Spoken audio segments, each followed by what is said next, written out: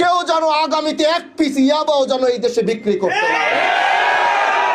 এজন্য আমি নিজে রাতের বেলা দরকার হলে অভিযান করব। আমি বলেছিলাম বাংলাদেশের এমন একজন এমপি হবে যে রাতের বেলা নিজে অভিযানে থাকবে, তারপরও আগামীর ভবিষ্যৎ যুবকদেরকে ধ্বংস হতে দেবে না ইনশাআল্লাহ। সরকার আমাকে 1,77,000 টাকা বেতন দেয়। এই 1,77,000 টাকা বেতন, এই বেতন আমি চিন্তা করেছি এই বেতনের টাকা আমার খাওয়ার দরকার নাই। যারা আমাকে মাদক ব্যবসায়ী ধরিয়ে দিবে তাদেরকে এখান থেকে আমি তাদেরকে নগদ অর্থ দিতে থাকবো। কিন্তু দুঃখের বিষয় হলো আজকে যখন ইউনো অফিসে বসে আমি কথা বলছি, গতকালকে রাতে আমার কাছে রিপোর্ট আসলো এই এলাকার মানুষ কষ্ট করে ওই সবচেয়ে বড় মাদক ব্যবসায়ী মনিকাকে ধরিয়ে দিয়েছিল। মনিকাকে ধরিয়ে দেওয়ার পর মনিকা 3 দিনের মাথায় আবার চলে আসছে, তাই না? এই জন্য আমরা বলতে চাই, আমরা কষ্ট করে এই কথাটি আমি বাংলাদেশ জাতীয় সংসদে বলেছি, আপনারা শুনেছিলেন যে আমরা তাদেরকে কষ্ট করে ধরিয়ে দেই আর 3 দিন 4 দিন পরে জামিন নিয়ে তারা আবার এলাকায় আসে। কিন্তু আমি বলবো এই মনিকার উপরে এই এলাকার প্রতিটা মানুষ, এরকম যত মনিকা আছে আর মনিকার যত ভাই ব্রাদাররা আছে, প্রত্যেকের উপরে নজর রাখবেন কেউ যেন আগামীতে এক পিস ইয়াবাও যেন এই দেশে বিক্রি করতে না পারে।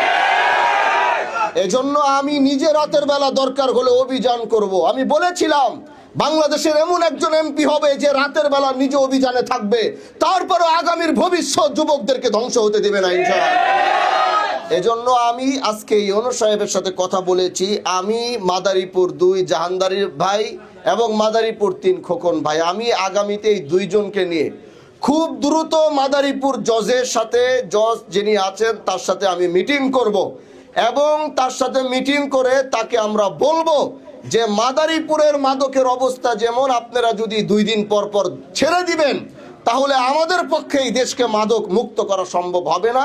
এজন্য তাদের সাথে মিটিং করে কিভাবে মাদক ব্যবসায়ীরা যেন ছাড় না পায়, তারা যেন ঢুকলে মুহূর্তের ভিতরে বের না হতে পারে, সেই দায়িত্বটা আমি আগামীতে খুব শীঘ্রই তাদের সাথে মিটিং করে আমরা এটার ব্যবস্থা করব ইনশাআল্লাহ।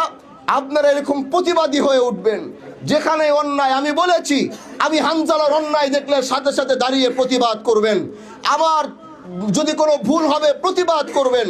আমি অন্তত এই শিবচরের মানুষের সেই বাক স্বাধীনতা ফেরত দিতে চাই, যেখানে শিবচরের মানুষ অন্যায় দেখবে শিবচরের মানুষ গর্জে উঠে সেখানে প্রতিবাদ করবে। পারবেন তো ইনশাআল্লাহ? এজন্য আমরা এসেছি এই দেশের মানুষকে শান্তিতে রাখার জন্যে, আমরা এসেছি চোর ডাকাতের হাত থেকে দেশকে হেফাজত করার জন্য, আমরা এসেছি এই দেশের মানুষকে রাত্রে বেলা টেনশন মুক্তভাবে যে ঘুমাতে পারে, ছিনতাই চুরি ডাকাতি এই সব কিছুর একটি ব্যবস্থা যেন আমরা করতে পারি, এই দেশের মানুষ যেন ভালোভাবে থাকতে পারে, গোটা বাংলাদেশের একটি রোল মডেল যেন শিবচর হতে পারে, সেই চিন্তা, সেই চেতনা, সেই ফিকির নিয়ে আমি চলছি।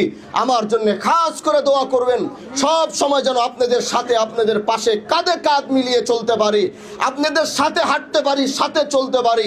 শিবচরের মানুষকে যেন এমপিকে খোঁজার জন্য যেন যেতে না হয়, শিবচরের মানুষ যেন যখন তার এমপিকে দরকার তখনই যেন